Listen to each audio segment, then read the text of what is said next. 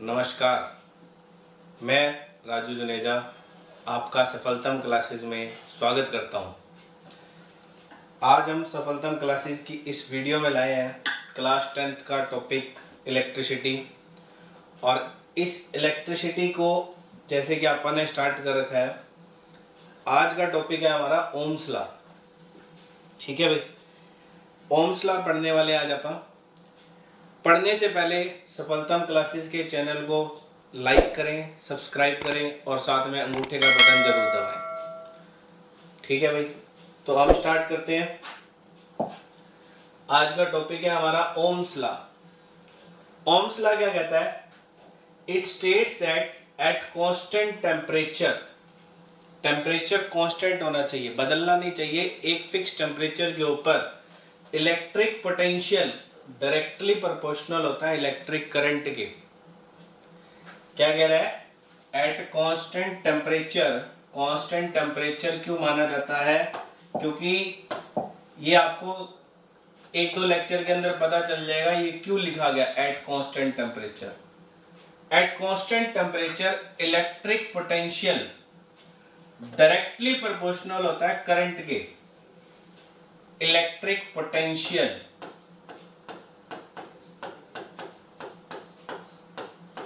Directly proportional है current के। ये जो साइन लगाया मैंने, ये साइन होता है डायरेक्टली प्रोपोर्शनल का। ये डायरेक्टली प्रोपोर्शनल क्या कहता है? इस साइन का क्या मतलब होता है, ये मतलब समझते हैं पहले। इस साइन का मतलब है कि अगर आपने पोटेंशियल को बढ़ा दिया, कितना बढ़ाया? डबल कर दिया, दो गुना कर दिया, तो करंट भी दो गुना हो जाएगा अपने आप। अगर आपने पोटेंशियल को हाफ कर दिया, पहले से आधा कर दिया, तो करंट भी आधा हो जाएगा।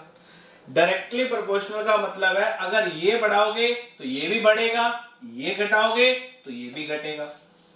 ठीक है भाई, दोनों चीजें साथ में पैरेलल चलती हैं। एक बढ़ाओ दूसरा बढ़ जाएगा, एक घटाओ दूसरा अपने आप कम हो जाएगा। ठीक है भाई, तो इलेक्ट्रिक पोटेंशियल, ये जो सिंबल है, ये दोबारा बता रहा हूं किसका है? डायरेक्टली प्रोपोर्शनल का सिंबल है। इलेक्ट्रिक पोटेंशियल को आप लिखते हैं V के साथ और करंट को लिखते हैं आप I के साथ। तो हम ये कहेंगे कि V डायरेक्टली प्रोपोर्शनल टू क्या बन गया? I। V directly proportional to क्या हो गया बेटा? I। I क्या होता है? I होता है करंट, V क्या होता है? पोटेंशियल। तो हमारे पास देखो कोई भी फॉर्मूला होता है ना, जो कोई भी फॉर्मूला होता है वो प्रोपोर्शनलिटी के साइन में नहीं होता, वो इक्वल के साइन में होगा। उन दोनों के बीच में इक्वल का साइन लगा होगा। तो इक्वल का साइन लगा होगा, तो इक्वल का साइन कब लगता है? जब ये प्रोपोर्शनलिटी का साइन हटाते हैं, इक्वल का साइन हम लगाना चाहते हैं। तो क्या है, हमारी साइंस का एक रूल है कि इससे यहां तक आने में, जब इसको यहां तक लाएंगे तो इसके साथ एक कांस्टेंट आएगा। तो यहां पर ये कांस्टेंट क्या होगा? R। क्या होगा? ये कांस्टेंट R होगा। हर जगह पे जो हमने न्यूटन्स का एक और लॉ पढ़ा था पिछली क्लास के अंदर, न्यूटन्स लॉ ऑफ ग्रेविटेशन, उसके अंदर भी हमने कुछ ऐसा ही पढ़ा था। क्या? कि फोर्स डायरेक्टली प्रोपोर्शनल होती है प्रोडक्ट ऑफ मासेस के, इनवर्सली प्रोपोर्शनल होती है। ये इनवर्सली का होता है, 1/, में आ जाता है square of distance between them. अगर कुछ देखो ऊपर है, न्यूमरेटर है तो डायरेक्टली प्रोपोर्शनल होता है। एक न्यूमरेटर है, एक डिनोमिनेटर है, तो इनवर्सली प्रोपोर्शनल बोलते हैं उसको। क्या बोलते हैं? Inversely proportional. इनवर्स यानी कि उल्टा। तो इसको लिखेंगे तो F डायरेक्टली प्रोपोर्शनल होगा m1 m2 bye R square के। अब यहां पर इसको हटाएंगे तो यहां पर भी एक कांस्टेंट आएगा, वो कांस्टेंट क्या होगा? G। अब यहां पर ये कांस्टेंट बताया था न्यूटन ने कि G की वैल्यू कितनी होती है? 6.67 इंटू 10 की power -11 newton metre square kilogram inverse square होती है। ये न्यूटन ने बताई थी यहां पर वैल्यू। लेकिन जो हमने पढ़ा है उसमें हमने पढ़ा है कि V directly proportional to I है और V किसके बराबर है? IR के बराबर हो जाता है। तो ये जो R है इसकी भी कोई क्या वैल्यू होगी? फिर जैसे G की वैल्यू थी, क्योंकि ये भी कांस्टेंट था। नहीं, यहां पर R की कोई वैल्यू नहीं होगी। यहां पर R कैसा कांस्टेंट होगा? R ऐसा कांस्टेंट होगा जिसको एक बार सर्किट में यूज कर लिया पूरे, वो फिर बदलेगा नहीं, वो उतना ही रहेगा। क्या रहेगा, क्या से रहेगा, कैसे पता चलेगा? उससे पहले ये पता होना चाहिए R है क्या हमारे पास। R है क्या चीज, इस R को क्या बोलते हैं? R निकालेंगे तो R का फॉर्मूला तो क्या बन जाएगा? V by I। इस R को बोलेंगे क्या? इस R को बोलेंगे हम क्या बेटा? रेजिस्टेंस। क्या बोलेंगे इस R को? आप रेजिस्टेंस बोलेंगे। R V बाय I के बराबर आया है। ठीक है भाई, अब ध्यान से देखो, ये फॉर्मूले के अंदर R I के इनवर्सली प्रोपोर्शनल है। अगर हम वोल्टेज को कांस्टेंट रखते हैं तो हमारे पास डेफिनेशन क्या बनती है? वोल्टेज कांस्टेंट रखने का मतलब, जैसे कि 240 वोल्ट आ रही है या 220 वोल्ट आ रही है, हमारा करंट आ रहा है 5 एम्पियर का। करंट कितना आ रहा है? 5 एम्पियर का। तो हमारे पास रेजिस्टेंस कितना होगा? 220 बाय 5 कितना होगा? 44 ओम का हो जाएगा। ये ओम, ये क्या है? ओम, ये सिंबल है ओम का, जो SI यूनिट होती है रेजिस्टेंस की, SI यूनिट ऑफ रेजिस्टेंस। ठीक है भाई, कब बनता है? जब V किस में ले? वोल्ट में ले। I किस में ले? एम्पियर में ले हम। ठीक है भाई, तब ये ओम बनती है इसकी SI यूनिट। तो इसकी डेफिनेशन क्या है कि it is a property which oppose the current, जो करंट को रोकता है। अगर यही रेजिस्टेंस बड़ा कर देंगे, अब 44 के बजाय हमने 88 ओम का लगा दिया, तो करंट फिर कम हो जाएगा। ठीक है भाई, 220 वोल्ट रखी, वोल्टेज को मैंने कहा ना, अगर वोल्टेज को हम कांस्टेंट रखते हैं तो R इनवर्सली प्रोपोर्शनल I के। वोल्टेज वही रखो, R का फॉर्मूला क्या है? V by I। तो I का फॉर्मूला क्या होगा? V by R। कितना हो जाएगा? 220 बाय, इसको डबल कर दो, 88 कर दो। तो अब देखो करंट कितना आता है आपके पास, कितना आ जाएगा? 10 बाय 4, 5 बाय 2, 2.5 एम्पियर। देखो करंट कम हो रहा है ना, रेजिस्टेंस को बढ़ा रहे हो, करंट कम हो रहा है। वोल्टेज कांस्टेंट रखी है हमने, तो हमने कहा है कि अगर वोल्टेज कांस्टेंट रहती है तो ये करंट का अपोज करता है। क्या करता है? करंट का अपोज। जिस सर्किट के अंदर जितना ज्यादा करंट चलेगा, इसका मतलब उसका रेजिस्टेंस कम होगा। रेजिस्टेंस देखो, इसको भी ब्रेक करते हैं, रेजिस्टेंस, और भी अच्छे से समझ में आएगा। रेजिस्टेंस, रजिस्ट करना मतलब रोकना।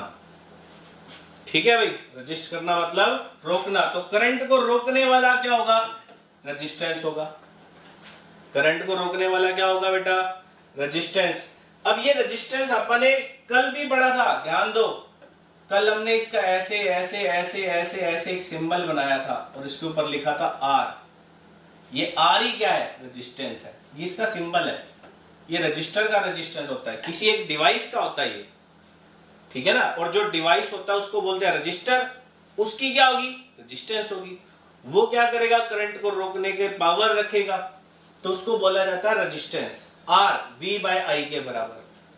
ठीक है भाई, तो ये क्या होता है? हमारा रेजिस्टेंस, जो करंट को रोकता है, जो करंट को रोकता है, रोकने वाला रेजिस्टेंस।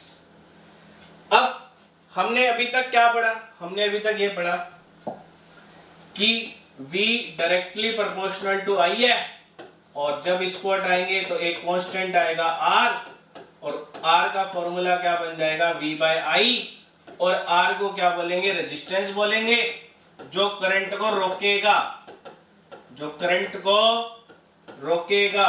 V क्या होगा? Potential difference. ठीक है भाई, जो बैटरी से देंगे। I क्या होगा? करंट, जो बैटरी से मिलेगा। R is equal to V by I। इसकी जो SI यूनिट है वो हमारे पास क्या बनती है? ओम बनती है। ओम कब बनती है? जब पोटेंशियल का किस में हो? वोल्ट में हो। करंट किस में हो? एम्पियर में हो। हमने अभी तक ये पढ़ा है। R is equal to V by I। और अगर V निकालना हो तो V का फॉर्मूला भी हमारे पास है, वर्क डन बाय चार्ज। अगर करंट निकालना हो, करंट भी हमने पढ़ा हुआ है, rate of flow of charge. कल के लेक्चर में, पिछले वीडियो के अंदर हमने ये दोनों फॉर्मूले निकाले हैं, V is equal to W by Q, I is equal to Q by T. हम लोगों ने ये पीछे पढ़ चुके हैं, ठीक है भाई। तो ये हमने अभी तक पढ़ा है। अब जब V directly proportional to I है तो इनके बीच में एक ग्राफ भी बनेगा। ये हमारे पास एक्स एक्सिस है, ये ओरिजिन हो गया, ये वाई एक्सिस हो गई। इन दोनों के बीच में जो ग्राफ आएगा वो एक स्ट्रेट लाइन आएगा, क्योंकि डायरेक्टली प्रोपोर्शनल जो भी दो क्वांटिटी बीच में डायरेक्टली प्रोपोर्शनल होंगी, ग्राफ ऑलवेज स्ट्रेट लाइन आता है, क्योंकि ये भी बढ़ेगा तो ये भी बढ़ेगा, ठीक है ना। पोटेंशियल बढ़ा तो करंट भी बढ़ रहा है, पोटेंशियल कम हुआ तो करंट भी कम हो रहा है। डायरेक्टली प्रोपोर्शनल है ना। जब भी दो क्वांटिटी डायरेक्टली प्रोपोर्शनल होंगी, ग्राफ कैसा बनेगा? Straight line. ग्राफ कैसा बनेगा आपका? स्ट्रेट लाइन बनेगा। अब ग्राफ बन गया, स्ट्रेट लाइन आ गया, तो इसका निकाला जाएगा स्लोप। स्लोप क्या होता है राजी? ये एंगल होता है। ये क्या होता है? एंगल। इस एंगल को एक जनरल फॉर्म में लिखा जाता है, जैसे हमने पोटेंशियल डिफरेंस को क्या सिंबल दे रखा है? V दे रखा है। करंट को हमने क्या सिंबल दे रखा है? I दे रखा है। ऐसे ही एंगल का सिंबल है हमारे पास, थीटा। क्या बोलते हैं इसको? थीटा। ठीक है भाई, नीटा, रीटा, थीटा, थीटा है ये, ठीक है भाई। क्या है ये? थीटा। और जो स्लोप होता है ये एंगल होता है। स्लोप क्या होता है? ये एंगल। जैसे आपने घर के आगे रैंप बना हुआ है, गाड़ी चढ़ानी है तो ऐसे स्लोप बनाएंगे, गाड़ी आसानी से चढ़ जाए। स्लोप होगा ये एंगल। ये इसके साथ जितना एंगल बना रहा है वो एंगल को क्या बोलते हैं आप? स्लोप बोलते हैं। और स्लोप किसी भी ग्राफ का निकालना हो, y बाय एक्स कर दो राजे। y बाय एक्स का मतलब y एक्सिस पे जो लिया हुआ वो ले लो, x एक्सिस पे जो लिया हुआ वो ले लो। y बाय एक्स कर दो। क्या कर दो? y bye x. y पे अब क्या लिया हुआ तुमने? v ले लिया भाई v। x पे तुमने क्या लिया हुआ है? i लिया हुआ है, ले लो भाई i। तो v बाय आई, यानी कि इस ग्राफ का स्लोप v बाय आई के बराबर है। ध्यान से देख रहे हो क्या? नहीं देख रहे? किसके बराबर है? v बाय आई के बराबर है। और जो v बाय आई है वो अभी अभी आपने पढ़ा है, किसके बराबर होता है? r के बराबर होता है। किसके बराबर होता है? r के बराबर। यानी कि अगर हमें एक vi ग्राफ दे रखा है, उसका स्लोप निकालना है, तो उसका स्लोप किसके बराबर होगा? रेजिस्टेंस के बराबर होगा। यहां पर लिख लो एक स्टार लगा के, क्या? Slope of v and i graph equals to resistance, equals to resistance. ठीक है भाई। अब देखो ये एंगल जो है ये I वाले के साथ बनाना है, ये I वाले के साथ। जिस एक्सिस पे I है, I उधर भी लिया जा सकता है, इस एक्सिस पे भी I लिया जा सकता है, इस एक्सिस पे भी लिया जा सकता है। तो आपने एंगल किसके साथ देखना है? I वाले के साथ देखना है। तो जितना ज्यादा स्लोप होगा उतना ज्यादा रेजिस्टेंस बनेगा। स्लोप ऑफ vi ग्राफ किसके बराबर है? रेजिस्टेंस के बराबर है ना। तो जितना ज्यादा स्लोप होगा उतना ज्यादा रेजिस्टेंस होगा। स्लोप मतलब, स्लोप बोले तो एंगल। जिसका ये वाला एंगल ज्यादा होगा उसका रेजिस्टेंस ज्यादा होगा। अगर रेजिस्टेंस ज्यादा हुआ तो करंट कम होगा, क्योंकि R इनवर्सली प्रोपोर्शनल है I के। R का मतलब क्या है? रोकना। किसको रोकेगा? करंट को रोकेगा। तो अगर रेजिस्टेंस ज्यादा हुआ तो करंट कम हो जाएगा। एक छोटा सा क्वेश्चन है, बिल्कुल छोटा सा क्वेश्चन, बस इसके बाद फिर हम कल देखते हैं। ठीक है भाई। क्या है हमारे पास? ये x एक्सिस है, ये y एक्सिस है। इस पे करंट ले लिया, इस पे पोटेंशियल ले लिया। दो डिवाइस है, ये ओरिजिन हो गया। दो डिवाइस है, एक डिवाइस है A, एक डिवाइस है B।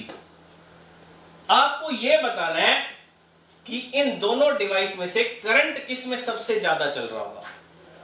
किसके अंदर करंट ज्यादा होगा? A के अंदर ज्यादा होगा या B के अंदर ज्यादा होगा? किसके अंदर करंट ज्यादा होगा, ये बताना आपको क्वेश्चन। ठीक है भाई। अब करंट किसके अंदर ज्यादा होगा? VI ग्राफ है, स्लोप देखो। और स्लोप क्या होता है? एंगल होता है। एंगल किसके साथ देखना है? आई वाले के साथ देखना है। आई कौन सी एक्सिस पे है? वाई एक्सिस पे है। अब ये वाला देखो, ये एंगल ये बना रहा है और बी वाला जो है वो एंगल ये बना रहा है ना, वो ये एंगल बना रहा है या नहीं बना रहा? ये एंगल मान लेते हैं आप θ1 है, ये एंगल मान लिया आपने क्या है? θ2 है। अब ये देखो कि कौन सा एंगल ज्यादा है, θ1 ज्यादा है या θ2 ज्यादा है? देख के बताओ फटाफट। θ2 ज्यादा है। किससे? θ1 से। अगर θ2 ज्यादा है यानी कि ये स्लोप ज्यादा है, ये एंगल ज्यादा बना रहा है, तो B का जो स्लोप है, स्लोप ऑफ B ज्यादा है किससे? स्लोप ऑफ A से। तो B का रेजिस्टेंस भी ज्यादा होगा, है ना? B का रेजिस्टेंस क्या होगा? ज्यादा होगा किससे? A से। अब जिसका रेजिस्टेंस ज्यादा होगा उसमें करंट कम चलेगा। करंट कम किस में चलेगा? B के अंदर कम करंट चलेगा। तो ज्यादा किस में चला? A में चला बेटा। समझ में आई बात? तो हमारा सोल्व हो गया। हमने सीधा सीधा हम एंगल भी देख के बता सकते हैं कि कौन सा एंगल ज्यादा बना रहा है। B वाला एंगल ज्यादा बना रहा है, रेजिस्टेंस कम हो, रेजिस्टेंस ज्यादा होगा। रेजिस्टेंस ज्यादा होगा तो करंट कम बनाएगा, करंट कम चलाएगा, करंट कम चलाएगा तो ए में सबसे ज्यादा होगा भाई। सीधी सी बात है, इतना करने की झंझट ही नहीं है। ठीक है भाई, आसान है ना? बिल्कुल आसान लगा तो प्लीज अंगूठे वाले बटन पे दबा दो अपना। ठीक है ना? अब ये बिल्कुल आसान चीज दिखा दी आपको कि कैसे हम ग्राफ से अपन निकाल सकते हैं। स्लोप निकालो। क्या निकालो? स्लोप।